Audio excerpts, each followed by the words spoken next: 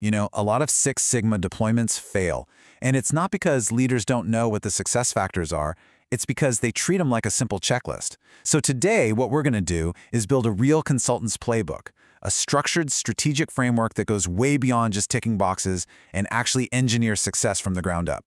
This is the big question, isn't it? When you're rolling out a major operational framework like Six Sigma, the stakes are incredibly high. There's so much potential upside, but man, there's also a lot that can go wrong. And the cost of getting it wrong isn't just financial. It can tank morale and kill progress for years. So the real question is, how do we stop hoping for success and start engineering it? And that's really the heart of our whole approach today. A simple list of success factors is a recipe for failure because it completely misses how they all interact with each other. The real key is to structure them into a MECE framework, which is, just some consultant speak for mutually exclusive, collectively exhaustive. It just means our plan has no overlaps and no gaps. This is how we get from a simple to-do list to a truly bulletproof strategy. Okay, so here's how we're going to break it down. Our framework is built on 3 pillars. First up, the foundation, where we lock down the core strategy, the why. Second, people, the engine of the whole thing, the who. And third, execution, the nuts and bolts of making it happen, the how. We'll dive into each pillar, and then we'll nail down the one thing, the one non-negotiable factor that really holds this whole thing together. All right, let's dive right into Pillar 1, the strategic foundation. If you get this part wrong, trust me, the entire initiative is going to collapse. This is where we anchor the why and the what of the deployment with absolute, razor-sharp precision. Okay, so the first thing we have to nail down is focus. But not just any kind of focus. The source material gives us this brilliant analogy.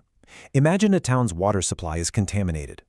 Now you've got 2 choices. You can keep treating the contaminated water down in the reservoir day after day, or you can go upstream, find the source of the pollution, and stop it right there.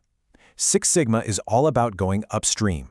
It's a huge strategic shift from constantly fighting fires to solving problems at their actual root cause. And this slide really brings that analogy to life. A symptom-level focus means you're always in firefighting mode. You're chasing cost cuts, you're managing public perception. A source-level focus means you're rebuilding the system itself. You're improving the process so costs naturally go down. You're building a culture where people thrive, which in turn delights your customers. See the stuff on the right? Those are the real strategic levers. The stuff on the left, that's just reacting. So, along with that upstream focus, the foundation needs 3 other things to be rock solid. Relevance. Every single project has to tie directly to a top-level business priority. If it doesn't, it's just a distraction. Consistency. Your vision, your strategy, and your metrics have to sing in perfect harmony. Any gap there just creates confusion. And finally, commitment. A partial commitment, or like a pilot program, it just signals a lack of belief from the top. It's not a safe bet. It's basically a slow death for the whole initiative. And that's why the foundation has to be built on cold, hard data, not just a gut feeling. In business, we are just hardwired for these decision-making traps. We get scared and just copy our competitors, we follow a charismatic leader's gut feeling, or we greenlight projects because of internal politics. A true Six Sigma culture declares war on these biases. It makes objective data the only currency that matters. Okay, so that's the strategic foundation. Let's move on to our second pillar. Because once you've got your strategy straight, your success hinges entirely on the who, the people who will either champion your cause or just let it die on the vine. This is all about mastering people and engagement. Now, getting buy-in, it's not a one-and-done thing. You have to think of it like a campaign, with 3 different levels you have to win.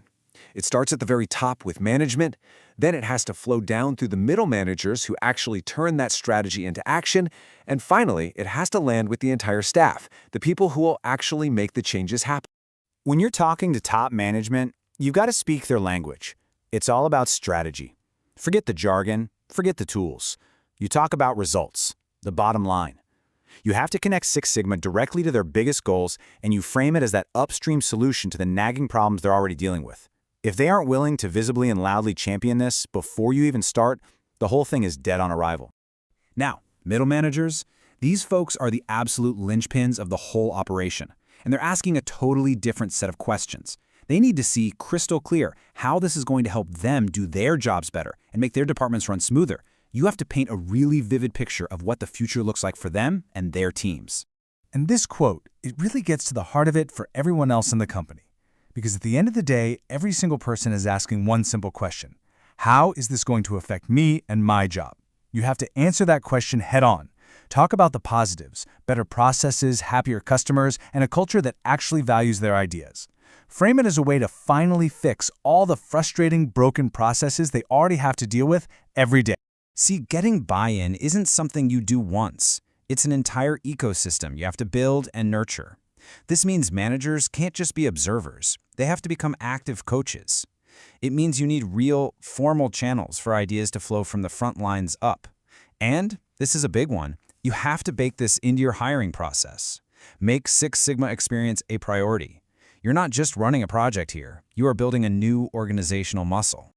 Okay, so we've got our strategy, we've got our people on board, now it's time for the final pillar. And this is all about the how. This is where the rubber meets the road, execution.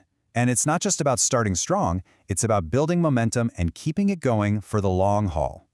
Let's be honest, nothing gets people on your side faster than a quick win. And this isn't about getting lucky. You have to engineer that first win. It's a deliberate process. You start with the low-hanging fruit, the easiest, most obvious projects. You pick something where the results are super easy to measure and shout about. You make sure that first project is tied directly to a big company goal so everyone sees why it matters. And you find your natural champions early on and empower them to lead the charge. Okay, let's talk about resistance, because you are going to get it. That's a guarantee. The key is to not get defensive. You need a plan. You counter it with constant education, always reminding people of the why. You counter it with results, showing them the proof.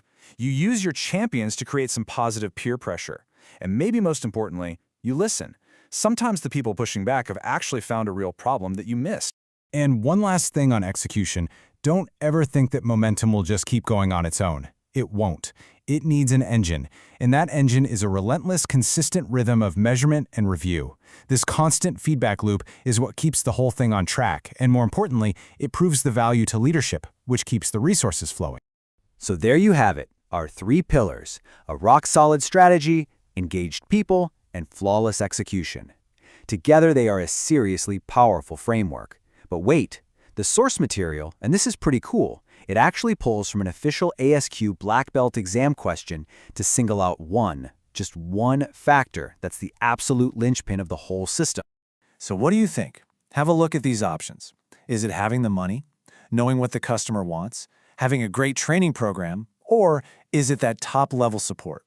Take a second. Which one of these makes all the others even possible? All right, the answer is B, the support and leadership of top management. And here's why that's the only right answer. While all of these are important, this is the one that everything else completely depends on. Why? Because senior management holds the keys to the 2 most important things in any organization: strategic direction and resources. I mean, this quote just nails it, doesn't it? Without that active vocal support from the top, you're not going to get the budget for resources, and any training you do is just a waste of time because it's not tied to real priorities. So that top-level support, it's not just another item on a checklist. It's the key that unlocks everything else. So let's wrap this up with a final thought. A question for you, actually. Think about your own organization right now. As you look through this playbook, the foundation, the people, the execution, and especially that critical role of leadership, which one of these is your biggest blind spot? Because figuring that out, well, that's your real first step to building a plan that actually works.